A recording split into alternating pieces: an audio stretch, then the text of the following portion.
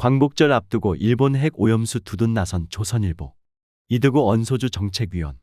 보고도 믿을 수 없다. 조선일보를 일본 제국주의 쇠말뚝이라고 불러왔지만 스스로 정체를 드러내는 사설을 이렇게 겁없이 써대리라 생각하지 못했다. 조선일보가 아무리 막된 행동을 하더라도 달래서 반성하게 할 것을 너무 심하게 몰아붙이지는 않았는지 후회된다. 2024년 8월 7일 4대 세습 족벌언론 방시 왕조의 조선일보 사설 제목은 오염수 괴담 1년 거짓에 반성한 사람 아무도 없었다였다.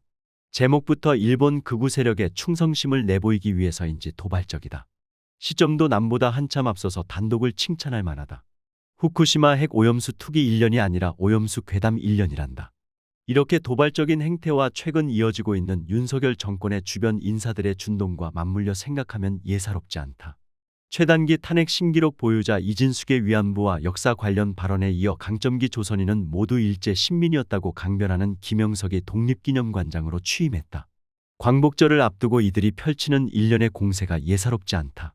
실제 후쿠시마 핵 폐기수 투기가 게시된 것이 8월 24일인데도 앞당겨 사설로 자리를 까는 조선일보다. 윤석열의 광복절 메시지가 국민을 절망시키는 음모의 정점이 되지 않을지 두려운 마음조차 든다.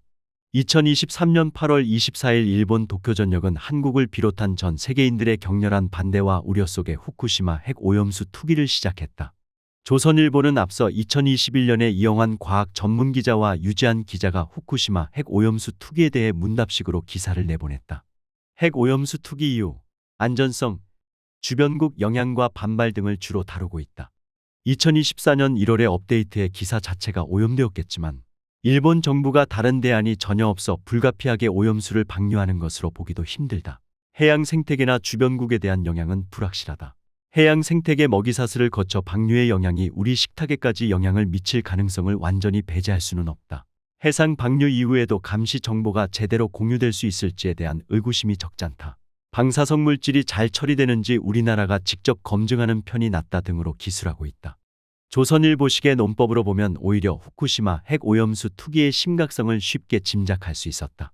그러나 조선일보는 8월 7일 사설을 통해 민주당과 이재명 전 대표를 공격하고 있다. 그들의 의도가 쉽게 짐작되는 부분이다. 당시 핵 오염수 투기를 반대했던 사람은 윤석열 정권과 여당을 빼고 거의 전 국민이었다고 해도 과언이 아니다. 하지만 조선일보는 민주당만을 주표적으로 하며 자신과 다른 의견을 가지면 좌파로 몰아붙이는 편향된 정치 집단의 민낯을 여지없이 드러내고 있다. 조선일보가 특정 정당이나 정치 세력의 기관지에 지나지 않는 이유다. 조선일보 2020년 6월 1일 오직 팩트라는 거창한 구호 아래 잘못된 보도 그냥 넘어가지 않겠습니다. 바로잡습니다. 코너. 오늘부터 이면 배치라며 호들갑을 떨었다.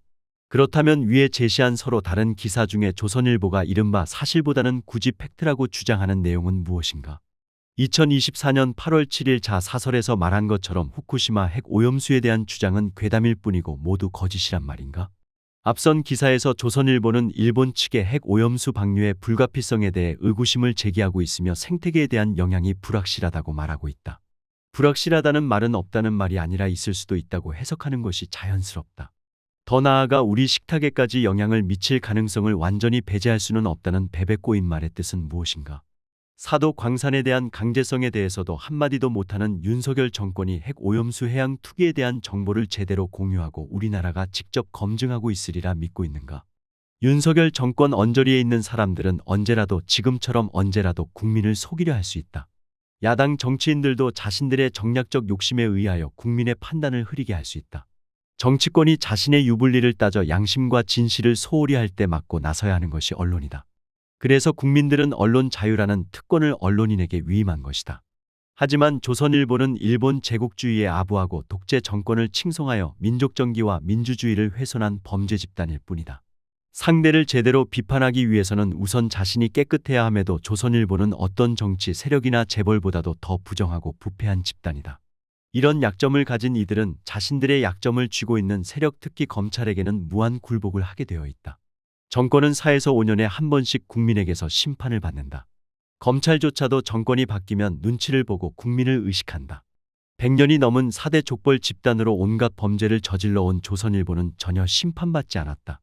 처벌받지 않은 자신의 죄과에 스스로 반성하며 국가와 국민을 봉사하기는커녕 국민들을 노골적으로 편가르기 하며 자신들의 이익에만 광분하고 있는 족벌 집단이 조선일보다. 오늘도 외세 특히 일본에 아부하며 전쟁을 선동하는 자들이 바로 조선일보다.